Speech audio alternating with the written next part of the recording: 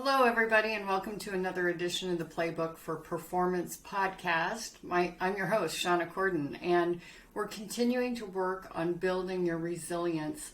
And this week, we're going to be talking about building a reserve. Now, you're probably familiar with this concept of building a reserve in terms of emergency preparedness. In my area of the world, I'm in the Pacific Northwest, we are bearing up for a potential overdue earthquake that goes along the fault line that we have.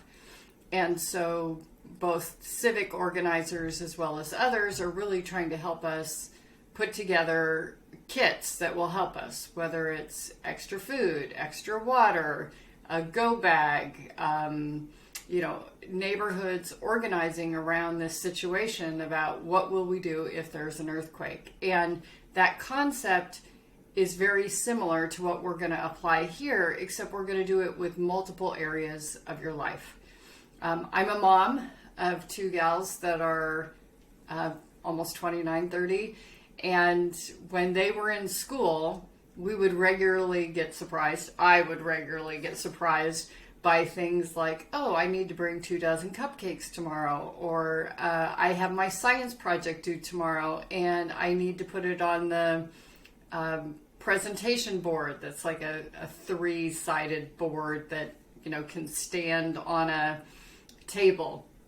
And that stuff would drive me crazy because they'd say it at 8 o'clock at night, or I love you girls, but and so after a while I learned to stock up on the things that I might need, so I wasn't going crazy at 8 o'clock at night or punishing them by not having the materials there and saying, suffer the consequences, you didn't prepare, or being resentful about it. And so I just started to stockpile things. So we stockpiled those presentation boards and glue sticks and making sure that we had extra inkjet pens for our printer when they needed to print projects.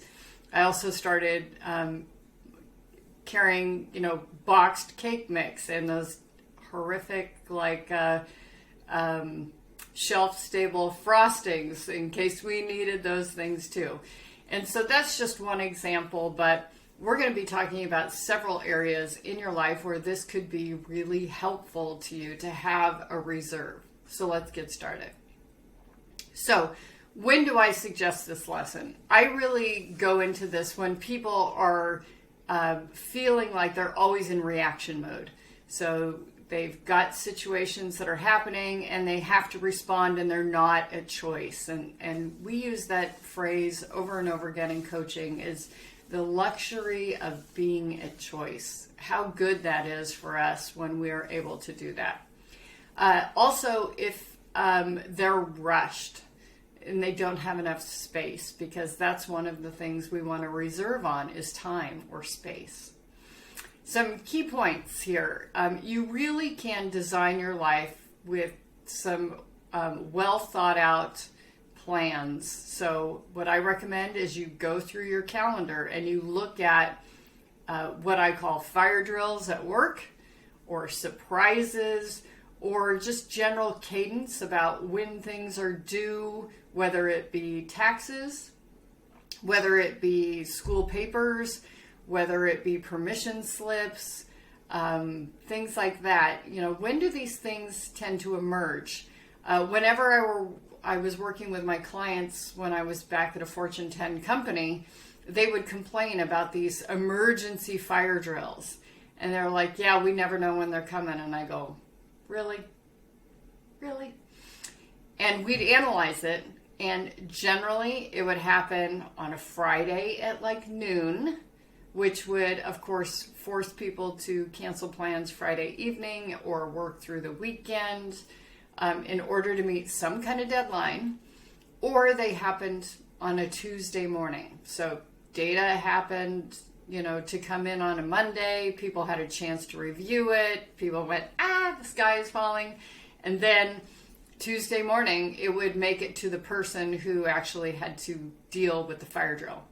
And so we made it a policy that Tuesday afternoons, Friday afternoons, their calendar would be cleared. Nothing would be booked then.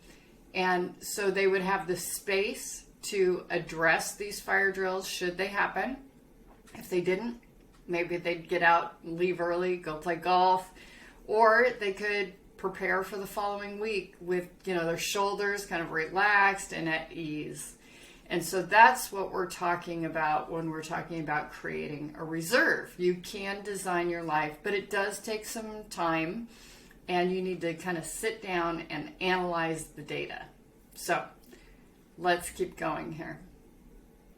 So I want you to think about, how reactionary are you? How much of your life is in response to what other people are doing or creating situations for you versus you being intentional and deciding upon it? That's a really big question, and sometimes it's a very frustrating question for clients to answer because they think, gosh, I have no autonomy whatsoever. And if you've read Dan Pink's book Drive, if you haven't, I highly recommend you at least watch his TED Talk. It takes 20 minutes. There's a very good animated version of it. If you just Google RSA Drive, it'll bring up the YouTube video. But once people are adequately paid, that is no longer what really drives them and motivates them. It has to do with mastery, purpose, and autonomy. Being able to determine your own schedule, how you do things, that sort of thing. And so we get frustrated when we don't have enough autonomy. And so what are the common situations that force you to, in my case as a parent, run out to the store, or in your case it might be panicking at this realization like, oh, I've got to do this, that I have this sort of deadline, that kind of thing. And what kind of few things could you have on hand or in mind that would give you peace? So we talked about that example of creating space in the calendar for when those fire drills tend to emerge. What are some other things that you could have on hand? Everyone's been in a situation where it's like, oh, we need soap, we need shampoo, we need toothpaste, we need razor blades, whatever that might be. I actually had a student years ago who kind of calculated, this is how many paper products we go through at a time. I'm in a tiny apartment, so I can't stock, a year's worth. I'm just going to be on automatic reorder. And at that time, that was a very unusual situation. But if you order from Amazon, that you can be on a certain delivery schedule that you choose, things like that. So what kinds of things would you have on hand or in mind that would give you peace? From your work situation, it might be your office supplies, it might be regular backups of your data, it might be changing your passwords on a regular basis. Someone just got into my credit card somehow and bought a bunch of stuff from Alexander Wang, which I would like to have delivered to me instead of whomever hacked into my account. But that's one of those things that I can't control, but I'm thrilled that my credit card company is able to take control of. That gives me peace. I'm not liable for those charges as much as I might have wanted what they ordered. So think about those things. What would give you peace? So consider the benefits of sitting down and investing the time to create this reserve of these things. You get to be at peace. You get to be at choice. You have freedom or autonomy. You might be able to rest. So should those fire drills not emerge on a Tuesday afternoon, Friday afternoon, you could rest. You could relax a little bit.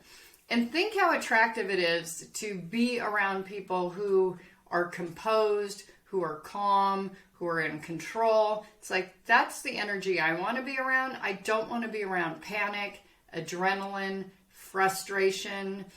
There's certainly excitement that's fun. I'm addicted to the Formula One series on Netflix. Big fan. And, that kind of pressure of performance to be the best is exciting. But most of that other stress, not so good. Not so good. So Think about that ease and comfort that comes with, oh yeah, the glue sticks are in the cabinet. Or, yes, I knew that this would be the situation. Yes, you have a, your little cardboard performance presentation materials in the closet. Don't bug me, I'm not going to the store. So, think about, these are some areas and some actions you could take. Not all these will work for everybody, but these have been tried and true methods for my students and their success factors that they report back in class. And so hopefully these will work for you too. So the first being time. Create some cushions in your calendar. When I first started coaching, I made the epic mistake of scheduling 1 hour sessions back to back. I didn't have time to get a drink of water, use the restroom, take notes on, what the homework for my clients were, to review their notes from the previous session, things like that. Total nightmare. I learned my lesson. So think about, the space that you want on your calendar. All of us sit too much. We really should be taking a lot more steps. If you have a Fitbit, at the 50-minute mark, it says, get up, move around, take your 250 steps. So if you had all your meetings only last 45 minutes, 50 minutes, you would have a 10-minute cushion between meetings to review your notes, prepare, use the restroom, get some water, take your 250 steps, and think about how relaxed you are when you walk into that next meeting. And I've actually advised clients in the past to say, I've got to go early when they have a meeting, leave 5 minutes early for those who are not considerate enough to schedule things at 45 or 50 minutes. And then they actually show up to the next meeting 5 minutes late because people are still just, small talking and gossiping, etc. And they just say, yeah, I had some things I had to take care of. And so they've created that space when people don't allow it for them. And I would encourage you to think about it in the same way. So again, when we have space, we have room to think and decide. Probably one of the biggest challenges I see with all my executives, my business owners, is that they do not schedule time to think. And all of us who are leaders, especially if we're in an organization, we need to be part visionary and part integrator, meaning I'm looking up and across and around at opportunities, but I'm also looking down, like how can I translate that big vision and those objectives down into my organization so that people understand the translation of the vision and what they do each and every day. And you have to have time to stick your head up above the water like a periscope, look around, that thinking piece, and also deciding, what are the actions we're going to take. So again, I would encourage a couple hours of your work week that you block out time in your calendar just to think, make decisions. In terms of money is always a big thing in terms of our ease, our comfort, our security. So especially, this week we've seen the failure of one bank, the near failure of another bank, banks 2 and 3 in the world. Money's important, right? So think about having savings for particular events or situations. Think about diversity in your savings, whether it be investments, passive income, actual cash, and so on. And then what are the cushions that you need in your accounts to just be at ease to say, I'm never going to overdraw?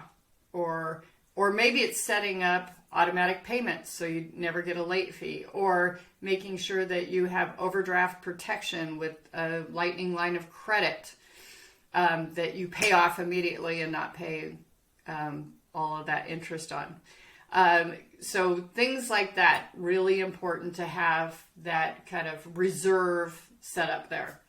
In terms of energy, how are you protecting your energy levels? Are you taking supplements or vitamins? Are you getting enough sleep? Are you preserving your kind of mindset as you go into each day with enough rest and sleep? And so setting up your bedroom for the best environment, blue light blocking glasses, avoiding, watching TV before bed or your screens scrolling, that sort of thing.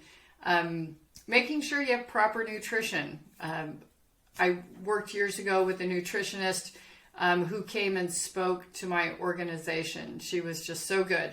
And one of the things she said was, eat something live and a hit of protein.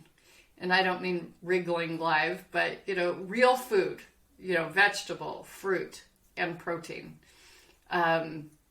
So looking at that every time you eat. And of course, water. I'm not at the gallon rate that I was when I was doing 75 hard. That was really an effort to drink that, but I am pretty close.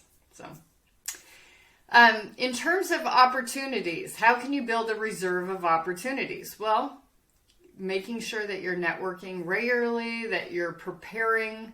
Alex, I'm blanking here. Yes, Alexander Graham Bell. He said that chance favors the prepared man. So I'm going to say chance favors the prepared person in this case. But, it's not luck. It's that you were ready for the opportunity when it came to you. And so what are the little things you can do to build a reserve about that preparation, being ready to take on a new opportunity? In terms of love, the action is, what is the mutual respect that you can give to your community around you, yourselves, your partner, your children, your family, etc. And then information. Again, we're going back to networks, but it's also that reserve that comes from the masters, whether that be books, whether that be masterclass, YouTube, mentors. Those are all great areas to build a reserve of information. So we want to spend a few minutes just inventorying your current situations, the things that create panic for you, the things that create ease for you, and how can we build that reserve of ease or preparation to address panic so that the panic doesn't emerge. So don't forget, this is part of a 20-week series that we're doing on building a reserve on building your resilience, because we really want to make sure that you will bend when adversity happens, not break. And a rising tide lifts all boats. So what we mean by that is, if you can encourage your community to join in with you, that would be a fabulous thing, because you don't want to be super strong, but everyone around you, not so strong. So there is a theme sheet available at our site that you can download that can help you plan towards this. And I also want to emphasize that this workshop, 150,000 people have gone through this workshop. And I love teaching it. I think it's one of the best things that we can do for ourselves to really just get our acts together and really enjoy our lives so that they're more rewarding. I think one of the best things that leaders can do to show that they care about their employees as people is to provide them with this kind of resource. And so I teach this class to organizations, teams, work groups. We can go through several lessons at once. We can do one lesson a week. There are a lot of options available for you. But we all know that the success of any change effort, and we're all going through change constantly, relies on strong leadership, good communication, and employee resilience. You could be the best leader in the world, but if your employees aren't resilient, your change efforts will fail. Sad to say, but true. So if you're watching us on YouTube, don't forget to give us a thumbs up. Or if you're listening on Apple, don't forget to follow, like, and subscribe. Please tell your friends. And if you have an issue that you want us to address on the podcast, if you'd like some tips on either some of these resilience lessons or anything else, you can just send a note to podcast@shaunacorden.com. Until next week, take good care.